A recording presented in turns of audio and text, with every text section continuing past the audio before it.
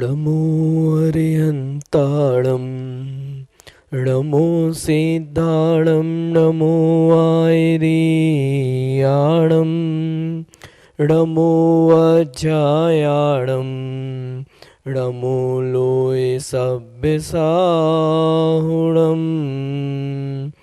जय बोलो देवादिदेव आदिनाथ भगवान की जय। जय बोलो वर्धमान शासन नायक महावीर स्वामी की जय। बोलो चरिया शिरोमणि आचार्य गुरुवर विशुद्ध सागर जी महाराज की जय। बोलो श्रमण मुनि श्री सुप्रभ सागर जी महाराज की जय। बोलो श्रमण मुनि श्री प्रणस सागर की जी महाराज की जय। जिनेन्द्र सभी बंधु, जैसा कि आपको पता है प्रतिदिन की भांति हम उन समचीन विकल्पों का सम्यक समाधान पूज्य मुनि श्री के चरणों मुखार बिंदु से प्राप्त कर रहे हैं, जिनके माध्यम से हमें जो हमारे शंका समाधान है, जिनका हमें कहीं भी कोई समाधान नहीं मिलता है, वो हमारे पूज्य मुनि श्री सुप्रभ सागर जी के द्वारा आगमन के अनुसार सम्यक समाधान प्राप्त करते हैं। तो आप लोग के जो समचीन विकल्प हैं उनका सम्यक समाधान करने के लिए मैं पूज्य मुनि श्री प्रणस सागर जी महाराज से निवेदन करता हूं कि पूज्य मुनि श्री से वो निवेदन कर हमारे समचीन विकल्पों का सम्यक समाधान प्राप्त करें। नमोस्तु गुरुवर, नमोस्तु गुरुवर, नमोस्तु गुरुवर। ओम नमः सतेभ्य। पंच परमेष्टि भगवान की जय। परम पूज्य आचार्य भगवंत गुरुवर विशुद्ध सागर जी मुनि महाराज जी की, परम पूज्य मुनि श्री सुप्रभ सागर जी महाराज जी की जय। समीचीन विकल्पों का सम्यक समाधान। सम्यक ज्ञान की एक ऐसी अनूठी विधा जिसे परम पूज्य मुनि श्री सुप्रभ सागर जी महाराज ने सम्यक समाधान नाम दिया। परम पूज्य आचार्य भगवंत गुरुवर विशुद्ध सागर जी महाराज के मंगल सभा शिष्य, उन्हीं के सुयोग्य शिष्य परम पूज्य मुनि श्री सुप्रभ सागर जी महाराज के मुखारविंद से हम सभी प्रतिदिन यहाँ पर अनेकानेक समीचीन विकल्पों का सम्यक समाधान आगमुक्त विधि से प्राप्त कर रहे हैं।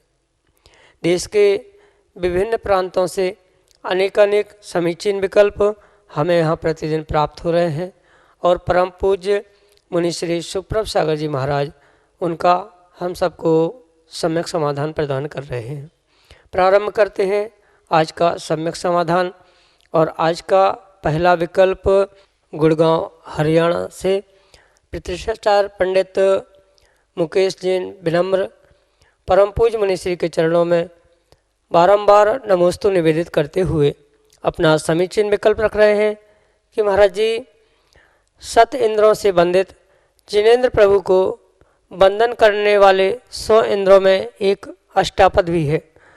वह अष्टापद कौन है, क्या अभी पाया जाता है? हमारे समीचीन विकल्प का सम्यक समाधान करने की अनुकंपा करें। नमोस्तु महाराज जी, नमोस्तु। ओम नमः सिद्धम। परम पूज्य आचार्य भगवान गुरुवर विशुद्ध सागर जी महाराज की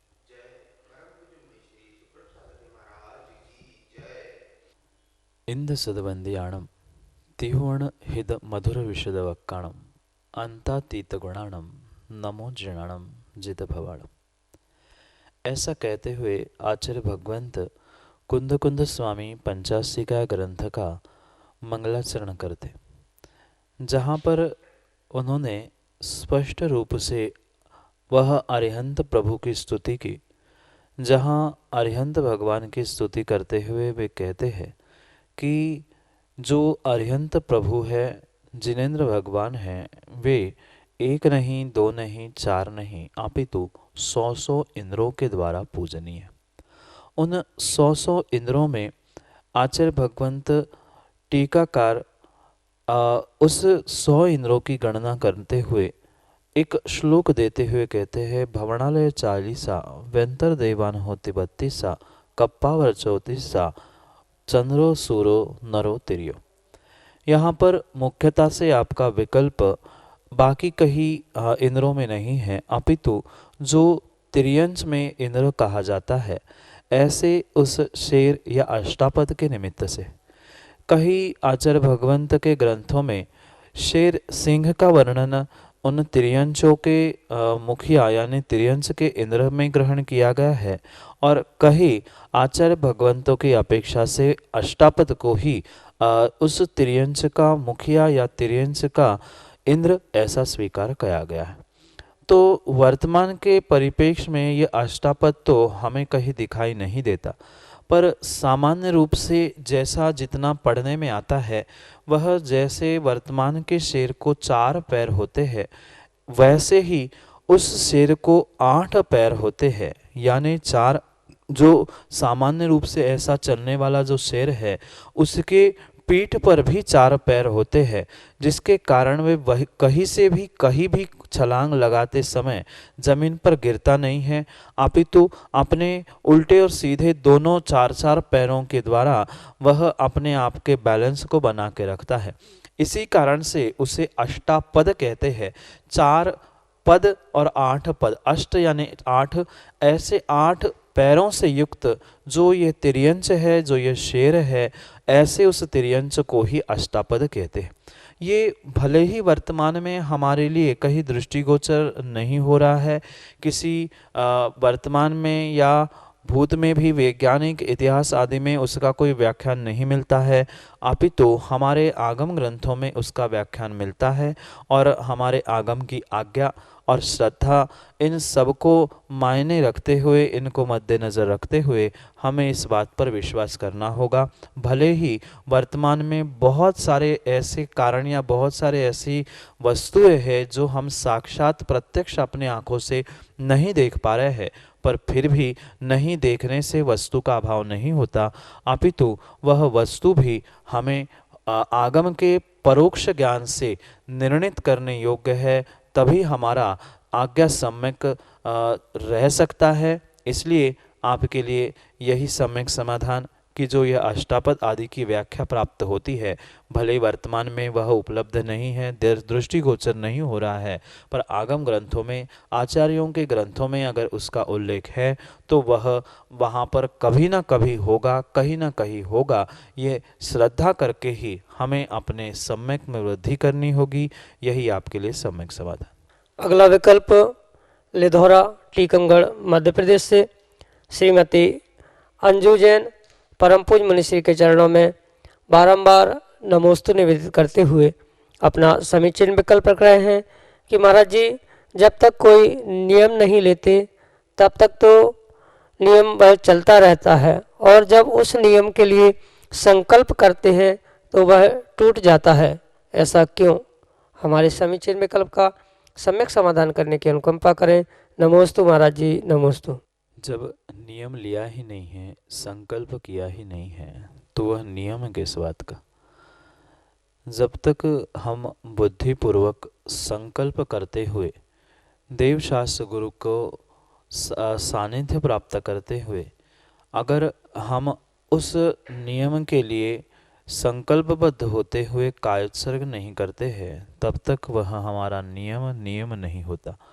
और जब तक नियम संकल्पों में बंधा नहीं है, मात्र मन में सोचा हुआ है, वह मात्र मन में सोचा हुआ नियम नहीं कहलाता, संकल्प भी नहीं कहलाता। और जब तक यह नियम संकल्प रूप में बंधा हुआ नहीं होता है, तब तक उसका फल भी हमें वैसा किंचित भी प्राप्त नहीं हो सकता। इसलिए जो भी हमें जीवन में अपने कल्याण का मार्ग अगर प्राप्त करना है, तो बुद्धिपूर्वक सच्चे देवशास्त्र गुरु के सानिध्य में पहुँच के हुए उनसे उनके साक्षी पूर्वक ही हमारे लिए उस कायोत्सर्ग पूर्वक लिया गया संकल्प ही आगम के परिप्रेक्ष्य में नियम कहा गया है। अन्य किसी भी प्रकार से मात्र मन में सोचने से वह नियम नहीं होता। और अक्सर आप ही के साथ नहीं, सभी के साथ यही घटित होता है कि जब जब संकल्प लिया जाता है या जब जब नियम लिया जाता है, तभी उस नियम की परीक्षा हुआ करती है। एक बालक को भी एक कक्षा से दूसरी कक्षा में जाने के लिए 1 वर्ष में कम से कम 1 बार परीक्षा देनी पड़ती है। अब 1 बार ही नहीं, अपितु साल में 6 महीने की 3 महीने की, हर महीने की, हर हफ्ते की, ऐसे अनेक प्रकार के यूनिट, 6 माही, तिमाही, वार्षिक आदि अनेक परीक्षाओं को देना पड़ता है। कभी ओरल, कभी लिखित, अनेक प्रकार की जब परीक्षा देने के उपरांत ही एक बालक दूसरे कक्षा में पहुंचता है, डिग्री प्राप्त करता है, तो हमें भी अपने जीवन के लिए, संयम के लिए और भगवान बनने के लिए अनेक बार परीक्षाओं को देना होगा। और अगर हम बुद्धिपूर्वक संकल्प नियम ले ही नहीं रहे हैं, तो हमारे नियम की कभी परीक्षा भी नहीं होगी, और परीक्षा नहीं होगी तो हम कभी परीक्षा में पास भी नहीं हो पाएंगे। इसलिए सतत हमें संकल्प पूर्वक पुरुषार्थ करना होगा, और उस संकल्प या नियम के द्वारा जो भी हमने भीतर संयम धारण किया है, वह हमारा संयम ही हमारे लिए आने वाले समय में जीवन में उत्तीर्ण करके भगवान बनाने वाला हो सकता। और एक बात अच्छी आपको बताना चाहता हूँ कि अगर क्वचित कदाचित नियम लेने के बाद, संकल्प करने के बाद अगर आपका नियम टूटा है, तो जिस गुरु के साक्षी पूर्वक आपने नियम लिया है, उन गुरु के पास पहुंचकर आप उसका प्रायश्चित भी ले सकते हो। पर इसका मतलब ये नहीं है कि आप नियम तोड़ते रहे और प्रायश्चित लेते रहे।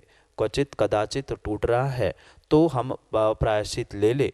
अगर हमने ये हमारा वास्तविक ऐसा भाव या हमारा कार्य ही ऐसा बना के रख लिया कि नहीं, हमें तो नियम लेना है, टूटेंगे तो प्रायश्चित करेंगे, या टूट ही जाता है, हमारी मानसिकता सबसे पहले हमें बदलनी होगी। अगर हम अपनी मानसिकता बदल देंगे तो नियम से हम अपने जीवन में कभी भी उत्थान नहीं कर सकते।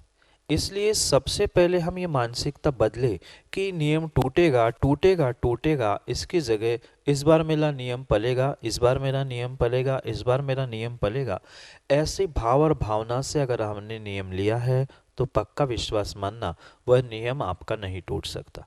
ये अनादि के हमारे ऐसे संस्कार टूटने के होने के कारण से ही हम उन नियमों से विमुख होते हैं।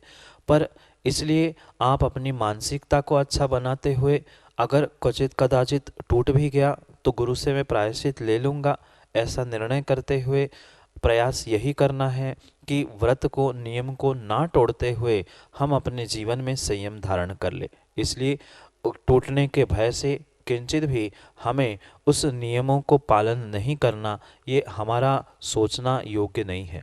जब एक चींटी कई बार उस दीवार पर चढ़ते हुए गिरती है, कई बार एक्सीडेंट होने के बाद भी, गिरने, टूटने, फूटने के बाद भी बालक साइकिल चलाना, गाड़ी चलाना नहीं छोड़ता है, सीखता है और चला लेता है।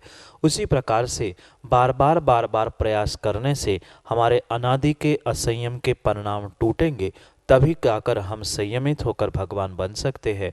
इसलिए मन का भय छोड़ते हुए सतत नियम लेकर उसको परिपूर्ण रूप से पालन करने का पुरुषार्थ प्रयास करते रहे।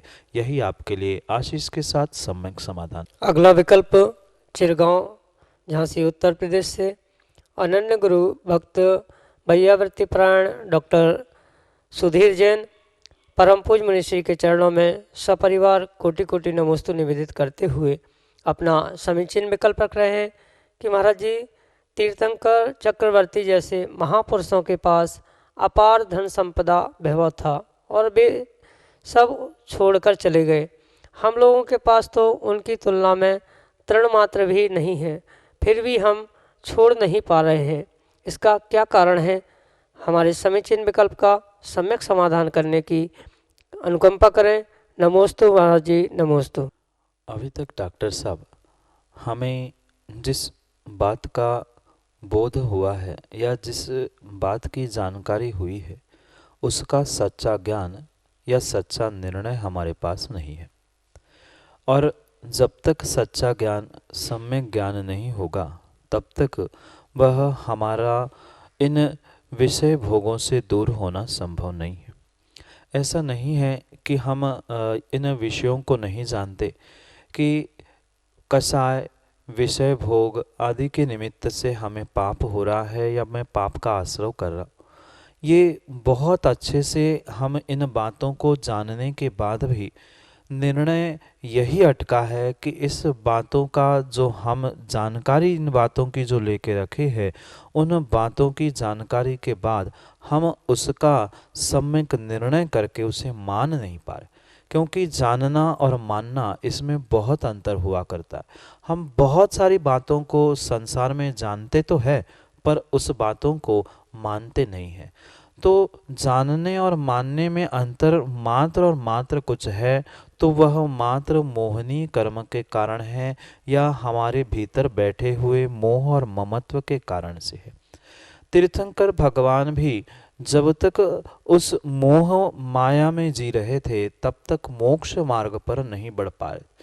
जिस क्षण आदिनाथ भगवान को भी भान हो गया कि इतने वर्ष बीत गए, अब बहुत अल्प समय बचा है, जैसे ही उनका सम्यक निर्णय हुआ, वे भी जानते थे, पर कुछ क्षण वे मान नहीं पा रहे थे कि इसको छोड़ना होगा। जिस क्षण उन्होंने उस बात को स्वीकार किया, अपने भीतर सम्यक निर्णय घटित किया, तुरंत ही उन्होंने संसार से वह सब कुछ विभूतियों को, चक्रवर्ती हो चाहे तीर्थंकर हो, उनके जैसे 96,000 रानियां, घोड़े, हाथी, सब कुछ उन्होंने छोड़ दिया। मात्र और मात्र प्रबल अपने भीतर के दृढ़ संकल्प और दृढ़ निर्णय से ही कर लिया, अन्यथा वह करना संभव नहीं था। जब तक तीव्र मोहनी कर्म का उदय चलता है, तब तक जीव को सामने दिखने वाली सत्य वस्तु भी सत्य प्रतीत नहीं होती।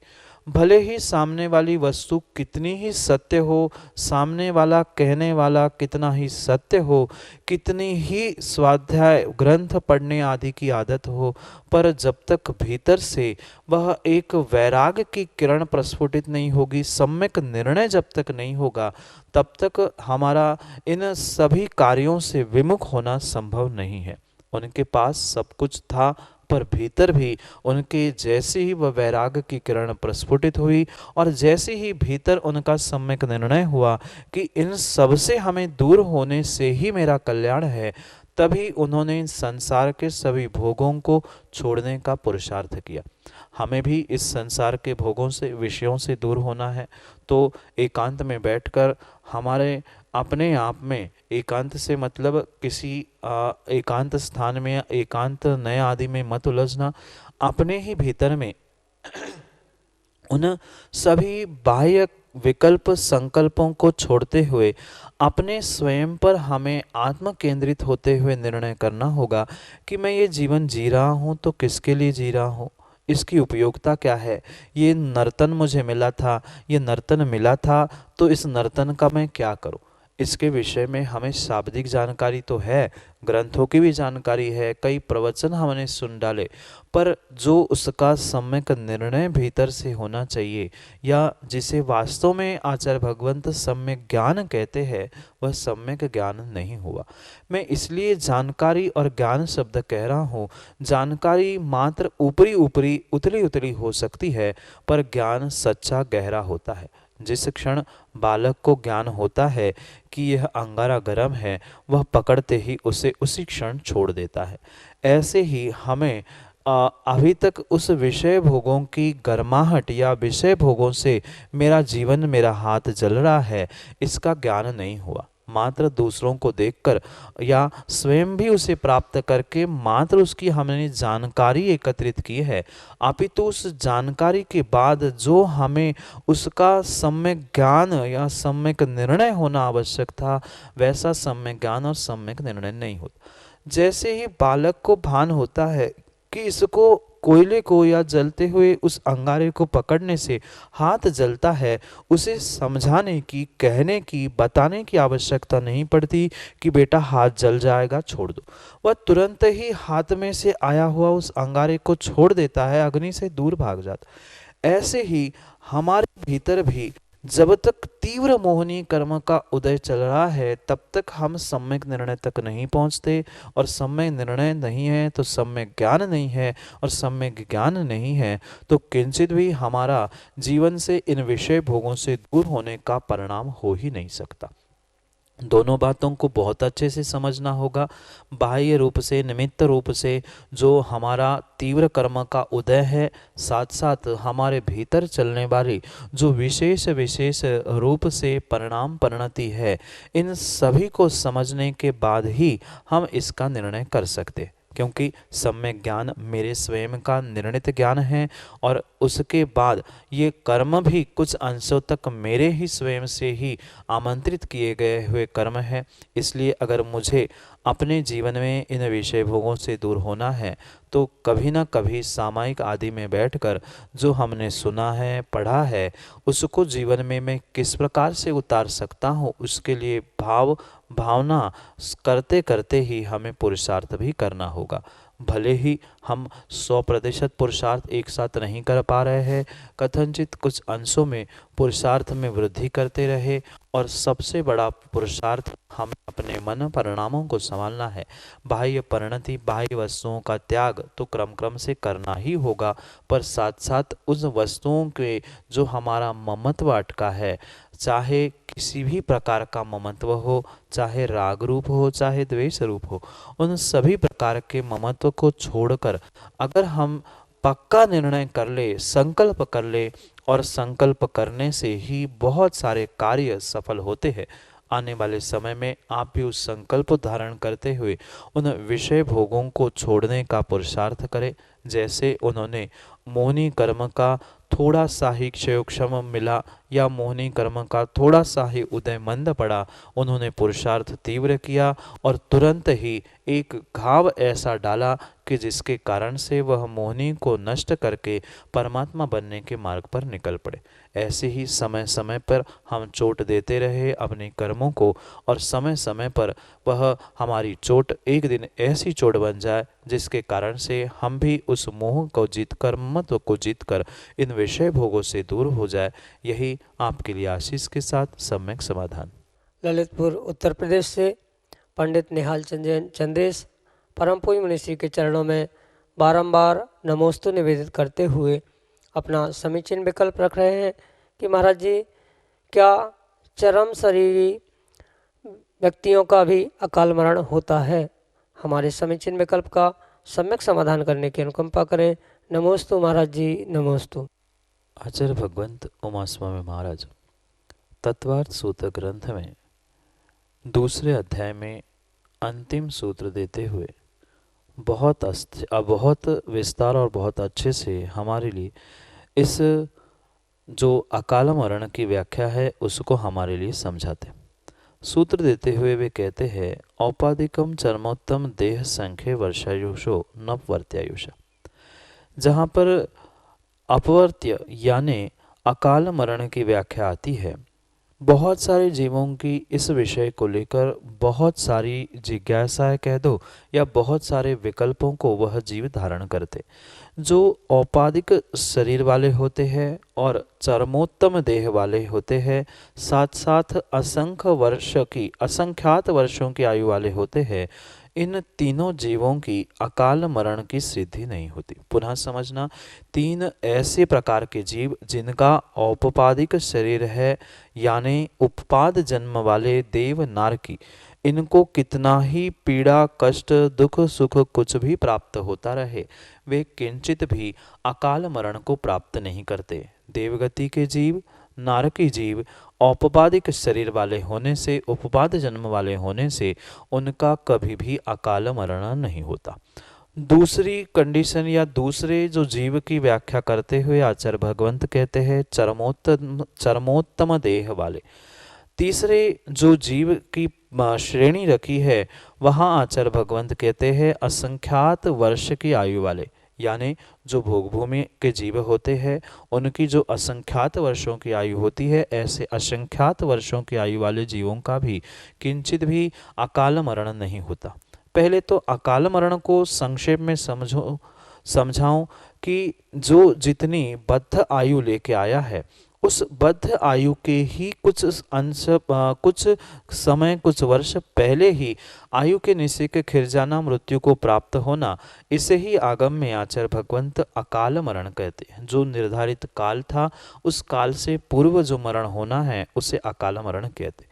इन तीनों में मुख्यतः से आपका प्रश्न चरम शरीरी के विषय में है, जहाँ सूत्रकार उमास्वामी महाराज स्पष्ट लिख रहे हैं चरमोत्तम देह, यानी जिसकी चरमोत्तम देह है, मात्र चरम शरीरी नहीं कहा, अपितु चरमोत्तम यानी चरम शरीरी में भी जो उत्तम है, क्योंकि चरम शरीरी वह है जो तत्भव मोक्षगामी होते हैं, यानी जिनका अंतिम भव शेष रहता है। अगली पर्याय में नियम से जो मोक्ष, अगली नहीं उसी पर्याय से जो मोक्ष जाने वाले होते हैं उनको चरम शरीरी कहते हैं। चरम यानी अंतिम शरीर, जिनका ये मनुष्य पर्याय का अंतिम चरम उत्कृष्ट शरीर प्राप्त हुआ है, ऐसे जीवों को चरम शरीरी कहते। तो यहाँ पर जब उमा स्वामी महाराज चरमोत्तम देह कहते हैं, वहाँ पर उसका विस्तार करते हुए पूज्यपाद स्वामी सर्वार्थ सिद्धि ग्रंथ में बहुत अच्छे तरीके से ये भेद करते हैं कि चरम शरीरी भिन्न है और चरमोत्तम शरीर भिन्न है। जो चरम शरीर यानी तद्भव मोक्षगामी होने के साथ साथ उनमें से भी जो श्रेष्ठ, ज्येष्ठ या उत्कृष्ट है, ऐसे उत्तम चरम शरीरधारी यानी वहाँ आचार्य भगवंत उमास्वामी, पूज्यपाद स्वामी, टीकाकार सभी आचार्य भगवंतों को चरमोत्तम से वहाँ अभिप्रेत मात्र और मात्र तीर्थंकर प्रभु है। शेष भी पुराणों में आप खोल के देख लेना, ऐसे भी दृष्टांत आपको प्राप्त होंगे। जो तत्भव मोक्षगामी होते हैं उन पर भी उपसर्ग हुआ और उपसर्ग होने से वह उनका मरण अकाल भी हुआ है, हो सकता है। इस ऐसे कई सारे प्रमाण आपको आगम ग्रंथों में, पुराण ग्रंथों में प्राप्त हो सकते। इसलिए इन दोनों बातों में विरोधाभास ना ग्रहण करें, अपितु जहाँ चरमोत्तम कहा है वहाँ स्पष्ट हमें यही समझना है कि चरमोत्तम से मात्र और मात्र तीर्थंकर प्रभु को ही ग्रहण करना होगा, क्योंकि सामान्य केवली में से उनमें से जो उत्कृष्ट कहे जाते हैं या केवलियों से उत्कृष्ट उत्तम केवली या जिनोत्तम जिसे कहते हैं, वह सामान्य केवली भी जिन है। अनेक प्रकार के जो 7 प्रकार के केवलियों के जो भेद है, वे सभी केवली होने पर भी उन सभी केवलियों में, सभी जिनों में श्रेष्ठ अगर ज्येष्ठ कोई है तो वह तीर्थंकर प्रभु है, और वह तीर्थंकर प्रभु ही चरमोत्तम कहे जाते हैं। इसलिए चरम शरीरी जो जीव है उनका क्वचित कदाचित अकाल मरण हो भी सकता है। वह अकाल मरण किसका कब कैसे हुआ वह तो केवली गम्य विषय है, पर यहाँ जो शब्द स्पष्ट आचार्य भगवंत लिखते हैं वहाँ उनका अभिप्राय मात्र चरमोत्तम यानी तीर्थंकर प्रभु से है। यानी परिशेष न्याय से हमें यह समझना होगा, जब चरमोत्तम शरीर वालों का अकाल मरण नहीं होता तो इसका अभिप्राय यही है कि मात्र चरम शरीरी जीवों का नियम से अकाल मरण संभव है, वह उसमें अकाल मरण होने में किंचित भी बाधा नहीं है। यही आपके लिए संक्षेप से सम्यक समाधान। जैसा कि अभी आप पूज्य मुनि श्री के द्वारा समचीन विकल्पों का सम्यक समाधान प्राप्त कर रहे थे, अब यदि आपके पास भी कोई समचीन विकल्प है तो आप भी पूज्य मुनि श्री के द्वारा अपने समचीन विकल्पों का सम्यक समाधान प्राप्त कर सकते हैं।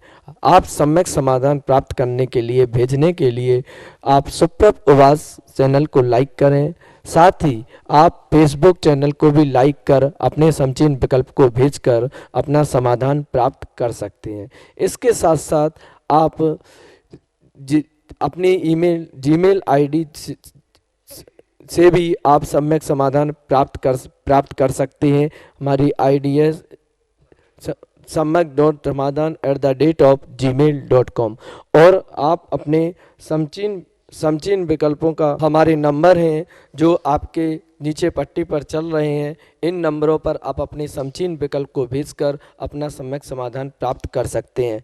पहला नंबर है 8707548811। दूसरा नंबर नोट कीजिए 7415306441। और प्रतिदिन आप जिनवाणी चैनल पर पूज्य मुनि श्री के प्रवचन 7:40 पर आप सुन सकते हैं, उसका लाभ ले सकते हैं। साथ ही आप प्रतिदिन अपने सम्यक समाधान का समाधान 5:13 पर सुप्रभ उवाच पर प्राप्त कर सकते हैं और साथ ही फेसबुक पर भी आप अपने समाधान को प्राप्त कर सकते हैं। सभी को जय जिनेंद्र।